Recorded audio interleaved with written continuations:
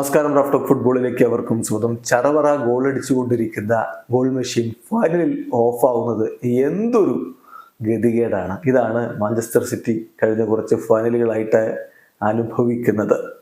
ഇന്നലെ നടന്ന മത്സരത്തിലും വലിയ ആധിപത്യമൊക്കെ സിറ്റിക്ക് തന്നെയായിരുന്നു. പക്ഷേ ഗോള് രണ്ടെണ്ണം അടിച്ചിട്ടു.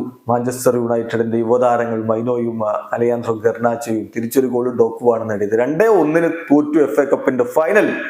കിരീടം മാഞ്ചസ്റ്റർ യുണൈറ്റഡ് കൊണ്ടുപോയി. സിറ്റിയുടെ ഗോൾഡ് മെഷീൻ എർലിംഗ് ഹാലൻഡ് ഒരിക്കൽ കൂടി ഫൈനലിൽ ഓഫാവുന്ന പതിവ് തുടർന്നിരിക്കുന്നു. 23-കാരനായിട്ടുള്ള ഹാലൻഡ് ചറവറ ഗോളടിച്ചു കൂട്ടലാണ്. അതുപോലെ ലീഗിലൊക്കെ അങ്ങനെയാണ്. കഴിഞ്ഞ സീസണിലെ ടോപ്പ് സ്കോററാണ്, ഈ സീസണിലെ ടോപ്പ് സ്കോററാണ്. പക്ഷേ ഫൈനലിൽ വീണ്ടും അദ്ദേഹം മങ്ങിയിരിക്കുന്നു. ഫൈനൽ മത്സരങ്ങൾ നോക്കുക, 6 ഫൈനൽ മത്സരങ്ങൾ അദ്ദേഹം കളിച്ചിട്ടുണ്ട്. അതിൽ 3 അദ്ദേഹം കിരീടം ചൂടിയിട്ടുണ്ട്. പക്ഷേ ഒറ്റ ഗോളോ ഒറ്റ അസിസ്റ്റോ ഫൈനൽ മത്സരങ്ങളിൽ അദ്ദേഹം നേടിയിട്ടില്ല.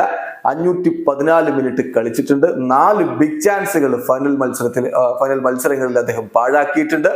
ആകെ 11 ഷോട്ടുകളാണ് ഈ 6 ഫൈനൽ മത്സരങ്ങളിൽ അദ്ദേഹം ഉതിർത്തത്. അതിൽ 4 ഓൺ ടാർഗറ്റ് ആയിരുന്നു.